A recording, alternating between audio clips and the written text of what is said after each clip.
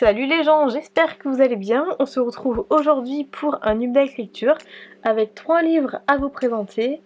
Le premier tome d'une saga que j'ai beaucoup aimé, d'une trilogie qui est du coup un livre auto édité par une autrice que j'apprécie également beaucoup. Je savais pas si j'allais aimer parce que c'est de la romantasy et que je suis pas trop romance, mais en fait c'était incroyable. Donc j'ai super hâte euh, d'acheter et de lire le tome 2 et 3, mais dans cette lecture je vais déjà vous parler du premier tome. Ensuite j'ai lu du coup le troisième livre de Robert Badinter, et ensuite nous avons également un livre avec un chat qui parle de zénitude et qui est en cohabitation avec son humaine qui vient de perdre son taf et de perdre son mec. Franchement, c'est drôle et cool à la fois. Mais le gros coup de cœur de cette update lecture, c'est du coup l'auto-édité que je vais vous parler d'ailleurs tout de suite. Tchouzou. Donc je l'avais acheté en numérique à l'époque parce que je m'étais dit, attends, imagine t'aimes pas. C'est mieux de l'acheter en numérique. Tout compte fait, j'ai aimé. Mais du coup, vu que dans tous les cas je l'ai acheté en numérique, je vais continuer la saga comme ça. Mais c'est une pépite. Bref, il s'agit du premier tome de Children of the Sun. Le premier tome s'intitule Trahi, c'est de Kat Thibault et c'est en auto-édité. Petit synopsis, la nouvelle romantasy française avec de la diversité. Et si tous les mythes et légendes étaient vrais. Sun Akaya, un nom qu'elle portera seule désormais.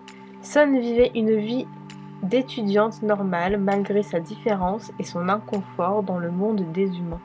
En effet, elle est mi-humaine mais surtout mi-déesse, avec tous les inconvénients qui vont avec. C'est précisément cet aspect d'elle qui causera la perte des siens. Trahie et assoiffée de vengeance, elle devra pourtant fuir afin d'attendre le bon moment pour faire payer les responsables, un groupe se nommant les Enfants du Soleil.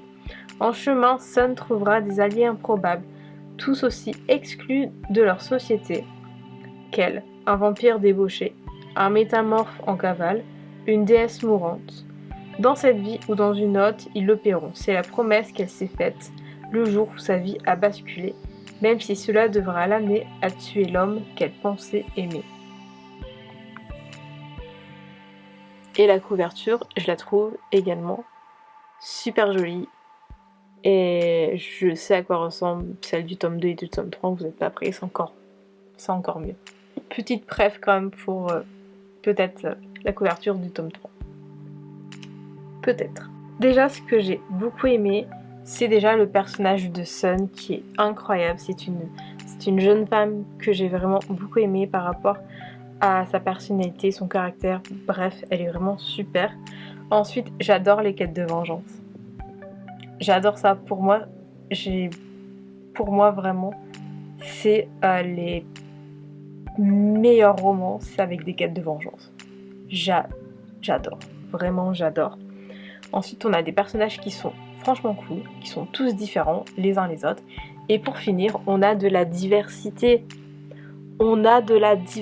Et pas seulement qu'elle en fait. On a bien de la diversité et franchement c'est cool. Ça manque. Et là on a même une personnage principale qui est noire.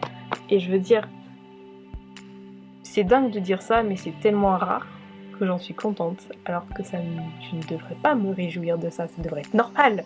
Mais non, toujours pas en 2024, en France, toujours pas. Bref,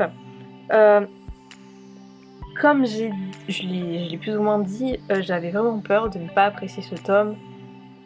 Dans un premier temps, parce que c'est de la romantasy et que je suis pas fan de romantasy, mais je voulais donner sa chance à un roman auto-édité, à une autrice auto-éditée. J'ai eu raison, puisque je l'ai aimé. Et deuxièmement, parce que, en fait, les derniers romans en auto-édité que j'ai lus ou venant de toutes petites maisons d'édition, je ne les ai pas aimés. Je ne dirai pas de nom, mais scroller un peu rien que mon compte Instagram, vous allez les trouver parce que je les ai quand même laissés. Donc j'avais un peu peur. Et bah là, on est sur le tout premier roman auto-édité que j'ai aimé. Et franchement, c'est top. Comme quoi, il y a encore de l'espoir. Il y a de l'espoir d'ailleurs. Trop peu, mais il y en a quand même. Bref, à peine j'ai commencé ma lecture que je n'ai absolument pas vu le temps passer. Il se lit super vite. Un roman vraiment bien écrit. Que ce soit les dialogues, les explications de l'univers ou tout autre. Les descriptions, absolument tout est super. Lisant en numérique, j'avais l'impression de souligner presque tout le roman, tant je le trouvais à mon goût. Les personnages sont également incroyables. L'autrice a su créer des personnages tous différents, physiquement comme mentalement, et pour finir, l'histoire est passionnante. Et je vais vous montrer à quel point j'ai souligné, mais vraiment, franchement pas mal. Voilà, bref, c'est un super bon tome. Je vous conseille énormément si vous aimez la fantasy, si vous aimez la romantaisie, si vous aimez des personnages avec des personnalités et des physiques tous aussi différents les uns que les autres, que vous aimez la vengeance et également la diversité. Voilà, bref, c'était un super tome et j'ai trop hâte d'acheter les prochains, enfin les 2 prochains, que je vais du coup également lire en numérique, mais franchement j'ai trop hâte. Nous avons ici le dernier livre que j'avais dans ma pile à lire de Robert Badinter. Il s'agit de L'exécution aux éditions Le Livre de Poche, et en fait c'est un roman. Je vais vous lire le synopsis. Un grand roman classique, une histoire de haine, de sang, de mort et d'amour. Oui, d'amour. Unité de temps, de lieu, 3 personnages. L'auteur, son vieux maître, la victime, lui la victime. Et puis la foule, avec quelques silhouettes bien plantées au premier rang. Un récit qui va droit son chemin vers la réponse à l'unique question. Mourra-t-il ? Ce qui importe, c'est de savoir ce qu'est la justice, comment elle fonctionne, à quoi sert un avocat, pourquoi la peine de mort. C'est tout cela qui nous bouleverse dans ce beau livre dur et sensible à la fois. Ne laissez plus passer, en tout cas pas ainsi, ce qu'on nomme par dérision peut-être la justice des hommes. Alors, je l'ai moins aimé que les 2 autres, mais c'était une bonne lecture. Là-dedans, en fait, Robert Badinter, tout simplement, il nous parle principalement de l'affaire Buffet-Bontemps, donc de l'exécution de ces 2 hommes. Donc voilà, c'est uniquement sur cette affaire-là. On a également un lien très fort entre la victime et l'avocat. Ça veut pas dire que l'avocat il va vouloir innocenter les accusés, parce que pour lui, enfin je veux dire, il va pas les apprécier comme un ami ou comme un enfant, ou je ne sais pas. Mais il y a quand même un lien qui est assez fort entre les deux, qu'importe s'il est coupable ou pas. Et je pense que si on comprend parfois assez mal comment un avocat peut défendre une certaine personne qui a fait certaines choses, je trouve que ce roman permet de comprendre un petit peu plus ce lien entre avocat et accusé. Parce que c'est vrai que moi-même, parfois, quand j'entends certaines histoires et tout, je suis en mode, mais comment un avocat peut vouloir prendre la défense de certaines personnes. Ça m'est encore arrivé il n'y a pas longtemps, avec notamment l'affaire qui concerne Gisèle Pelicot. Je suis en mode, mais comment des avocats, parce qu'il y a aussi des femmes, peuvent prendre la défense de certains de ces hommes qui ont fait subir ce qu'ils ont fait subir à Gisèle Pelicot. Et du coup là en fait ce lien entre avocat et accusé, on le ressent quand même assez fort. Bref, du coup il nous parle uniquement de l'affaire Bontemps-Buffet, mais aussi de son combat de toujours, donc contre la peine de mort. Beaucoup de passages sont tristes et font froid dans le dos. Il nous parle également de la guillotine. Le peu de passages où il parle d'elle m'a donné de terribles frissons. Bref, c'est une histoire, enfin c'est un roman qui est très centré sur l'affaire du coup Buffet-Bontemps, qui est l'une des affaires les plus importantes de sa carrière, pour ne pas dire la plus importante de sa carrière. Mais par contre, ouais, à chaque fois qu'il parlait de la guillotine, juste le fait qu'il disait qu'il était en train de passer à côté d'elle, j'avais vraiment froid dans le dos pour le coup. Parce que j'imaginais vraiment cet instrument de torture, si je puis dire. Pas vraiment un instrument de torture, enfin un instrument de mort. Voilà, c'était... Les lignes étaient très glaciales quand il était en train de l'évoquer. Si moi ça me faisait froid dans le dos, j'imaginais pas lui à quel point ça devait lui faire froid dans le dos et à quel point il devait la haïr. Le troisième livre de cette subdate lecture, il s'agit de celui-ci. Donc, Jeune éditrice tourmentée cherche chat pour vivre mieux, de Isabelle Colline, mais également de Caroline Hugues,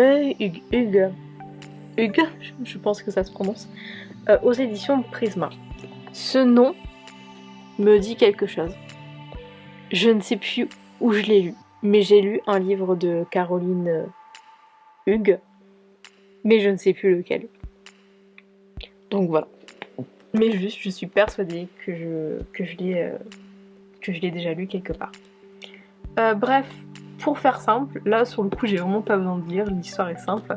C'est une jeune femme qui s'appelle Charlotte, qui est du coup une éditrice, mais une éditrice qui est vraiment surmenée par le travail. Elle, c'est vraiment métro, boulot, dodo. Elle a de temps pour rien, elle ne fait rien avec son mec, rien avec sa famille, rien avec ses amis. Quand elle sort, c'est genre j'ai que 10 minutes de temps libre, après j'y vais. Enfin vraiment, c'est vraiment boulot, boulot, boulot, boulot. Sauf qu'un jour, elle va faire une terrible erreur à son travail, elle est éditrice, et du coup, elle va se faire virer. Mais en même temps, son mec va également la larguer, pour la simple raison que qu'elle a jamais de temps à lui consacrer, elle est jamais là, etc. et tout. Enfin bref, du coup, il la largue, elle perd son boulot. Elle se retrouve donc seule avec son chat. Et ce qui va se passer, c'est qu'elle va acheter un livre qui va en fait lui expliquer comment elle doit devenir aussi zen que son chat. Donc déjà, elle va se rapprocher de son chat. Et en plus de ça, elle va vraiment tenter des exercices de relaxation, de zénitude, pour du coup devenir zen comme un chat. Et avec ça, elle va également chercher un autre boulot, elle va également sortir, essayer de rencontrer d'autres personnes, notamment des hommes. Et franchement, c'est super drôle. J'ai surligné principalement les passages où son chat parle. Normalement, je devais mettre des post-it et j'ai totalement zappé de les mettre, je les mettrai plus tard. Voilà, franchement, c'est vraiment super drôle. Donc si jamais ça vous intéresse, foncez. Ce livre est vraiment tip top. Suffit pas d'être pour la relaxation, les livres de développement personnel, etc. et tout. Moi personnellement, j'apprécie pas forcément. Mais juste en fait, franchement c'est drôle, c'est mignon et tout. Foncez. Allez-y, franchement c'est vraiment mignon et drôle. Cette update lecture est maintenant terminée, j'espère qu'il vous aura plu. On se retrouve très bientôt pour de nouvelles vidéos. En attendant, n'hésitez pas à vous abonner à la chaîne si ce n'est pas encore fait, à liker la vidéo, la commenter, la partager, me suivre sur les réseaux sociaux. Tout est en barre d'infos et on se retrouve très bientôt pour de nouvelles vidéos.